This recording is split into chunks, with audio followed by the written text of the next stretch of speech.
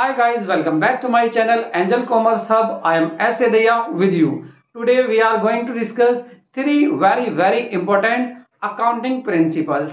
वो कौन से principles हैं? First is cost concept principle. Second is dual aspect principle. And third is verifiable objective concept. तो ये तीनों आज हम इसमें डिस्कस करेंगे। आप साथ साथ इनको नोट भी करते रहना, अपने नोट्स बना लेना और वीडियो को लाइक करना। अगर चैनल पर फर्स्ट टाइम है तो सब्सक्राइब करना तो बिल्कुल ना भूलें। शुरू करते हैं आज की वीडियो को। Let's begin.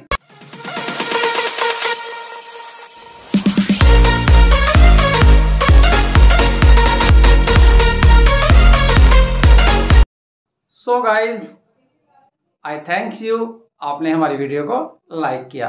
यही तो हमारे लिए सपोर्ट है जो आप हमेशा अपना थंब हमारे लिए करते रहते हैं। तो आज का फर्स्ट हमारा प्रिंसिपल क्या है? फर्स्ट प्रिंसिपल है हमारा आज का, जी हाँ, फर्स्ट प्रिंसिपल हमारा कॉस्ट कॉन्सेप्ट। तो फर्स्ट प्रिंसिपल यहां हमारा कॉस्ट कॉन्सेप्ट है। अब कॉस्ट कॉन्सेप्ट सिंपल एक लाइन में आपको क्या लिखना है? एक लाइन में आप नोट में लिख सकते हैं, transactions are recorded at the price paid. Means जितने भी आप लेन देन कर रहे हैं, जितने भी ट्रांजैक्शंस को रिकॉर्ड कर रहे हैं, तो वो ट्रांजैक्शंस आपके उस प्राइस पर होने चाहिए रिकॉर्ड जो आपने उसके लिए पैसा पेड किया है। तो ये अकाउंटिंग प्रिंसिपल क्या कहता है? ये कहता है कि आपको अपनी कोई भी एसेट, मान लेते हैं आप एसेट परचेज कर रहे हैं, तो आपको अपनी एसेट उसी प्राइस पर रिकॉर्ड करनी है जिसमें वो खरीदी गई थी। ऐसा नहीं कि मार्केट में उसकी वैल्यू क्या है। छोटा एक एग्जांपल लेते हैं। अगर आपने कोई मशीन खरीदी और वो मशीन आपने 5 लाख रुपीज में खरीदी। अब जब आप फाइनल अकाउंट्स बनाने के टाइम पहुंचे 31 मार्च को, अब आप अपनी बैलेंस शीट में मशीन को शो करेंगे और यहां पर मशीन की वैल्यू 5 लाख की आपने खरीदी, 4 लाख की भी हो सकती है। मार्केट में हो सकता है वैल्यू गिर गई हो, मशीन सस्ती आ रही हो, या आपकी मशीन की वैल्यू 7 लाख हो सकती है। तो ना आपको 4 लाख लिखने हैं, ना आपको 7 लाख लिखने हैं। आपने कितने में खरीदा था? जी हां, आपने 5 लाख में खरीदा था। तो आप 5 लाख में ही इस मशीन को अपने अकाउंट में शो करेंगे। वो अलग बात है कि आप इसको जो मशीन, ऐसा तो है नहीं कि आज आपने 5 लाख की खरीदी है तो आपकी मशीन 5 लाख की हमेशा रहेगी। इस पर डेप्रिसिएशन भी लगेगा। तो अकाउंट में क्या दिखाएंगे? मशीन को दिखाएंगे, उसमें से माइनस करेंगे डेप्रिसिएशन कि भी 5 लाख की मशीन है हमारी, इस पर 10,000 हमारा डेप्रिसिएशन लग गया, तो अब इतनी बची 4,90,000, 4,90,000। तो 5 लाख की मशीन आपने खरीदी थी, आप 5 लाख ही दिखाएंगे। ये प्रिंसिपल, ये कॉन्सेप्ट आपका यही कहता है। और इसका दूसरा नाम एक और है, हिस्टोरिकल कॉस्ट कॉन्सेप्ट। अब इसको हिस्टोरिकल क्यों कहा गया? क्योंकि आप खुद देखिए, मशीन आपने हिस्टोरी में मींस पास्ट में कितने की खरीदी? 5 लाख की। तो उस पास्ट वाली कॉस्ट की ही बात करेंगे। फ्यूचर में या अब प्रेजेंट में क्या है इसकी बात नहीं करते, क्योंकि पास्ट से रिलेटेड इसमें अमाउंट आता है कि आपने मशीन बाद में, पहले शुरू में कितने की खरीदी थी। तो इसलिए इसको हिस्टोरिकल कॉस्ट कॉन्सेप्ट भी कहते हैं। दोबारा सुन लो एक लाइन में कि आप जिस एसेट को जितने अमाउंट में खरीदते हैं उसी में ही अपने अकाउंट में दिखाएंगे, मार्केट प्राइस पर नहीं दिखाएंगे। तो ये कहता है आपका कॉस्ट कॉन्सेप्ट। आई होप आपको ये क्लियर हो गया होगा। दूसरी इसकी एक इंपॉर्टेंट बात क्या है? दूसरी इसकी इंपॉर्टेंट बात यह है कि यहां पर जो ऑब्जेक्टिविटी कॉन्सेप्ट है वो फॉलो किया जाता है। ऑब्जेक्टिविटी प्रिंसिपल जो है वो फॉलो किया जाता है। ऑब्जेक्टिविटी प्रिंसिपल क्या कहता है कि आपको पर्सनल बाइस बिल्कुल नहीं करनी है, पर्सनल बाइस से फ्री होनी चाहिए अकाउंटिंग। और यहां पर कॉस्ट कॉन्सेप्ट में वही काम होता है कि यहां पर पर्सनल बाइस नहीं होती है। अब दूसरा देखते हैं, हमारा दूसरा कॉन्सेप्ट क्या है? दूसरा है हमारा ड्यूल एस्पेक्ट कॉन्सेप्ट। सो ड्यूल एस्पेक्ट क्या कहता है? Every transaction entered into has 2 aspect. First is debit, second is credit. Means जो भी ट्रांजैक्शन आप रिकॉर्ड करते हैं, जो भी ट्रांजैक्शन अपने अकाउंट में आप लिखते हैं, उसके 2 एस्पेक्ट होते हैं। फर्स्ट एस्पेक्ट होता है आपका डेबिट और सेकंड होता है एस्पेक्ट आपका क्रेडिट। सो ड्यूल एस्पेक्ट में कोई भी ट्रांजैक्शन हो उसके सेम अमाउंट के टू एस्पेक्ट होते हैं, एक होता है डेबिट, एक होता है क्रेडिट। एग्जांपल ले लेते हैं, मान लेते हैं राहुल भाई हैं, राहुल भाई ने अपना बिजनेस स्टार्ट किया 1,00,000 रुपए से। अब इसके टू एस्पेक्ट देखिए। फर्स्ट एस्पेक्ट अगर बिजनेस की देखें तो बिजनेस में एसेट आ गई, पैसा है, कैश है, एसेट है 1,00,000 की। और दूसरी तरफ बिजनेस की लायबिलिटी भी है। कौन सी लायबिलिटी? कि बिजनेस को ये 1,00,000 रुपया राहुल भाई को वापस देना पड़ेगा, तो बिजनेस के लिए लायबिलिटी भी है। तो एक ट्रांजैक्शन हुआ, बिजनेस स्टार्ट किया राहुल ने और यहां पर बिजनेस में टू एस्पेक्ट आ गए। फर्स्ट इज एसेट आ गई आपकी 1,00,000 की, और सेकंड इज कैपिटल आ गई। कैपिटल लायबिलिटी है, ये राहुल भाई को वापस देनी पड़ेगी। कौन देगा? बिजनेस देगा। तो आपने देखे एक ट्रांजैक्शन में टू एस्पेक्ट होते हैं, फर्स्ट इज डेबिट और सेकंड इज क्रेडिट। ये कहता है आपका डुअल एस्पेक्ट प्रिंसिपल। दूसरी बात, जो डबल एंट्री सिस्टम जो आपने पढ़ा था, डबल एंट्री सिस्टम, वो डबल एंट्री सिस्टम इसी कॉन्सेप्ट पर बेस है, डुअल एस्पेक्ट पर ही बेस है कि डबल एंट्री सिस्टम में भी टू एस्पेक्ट होते हैं।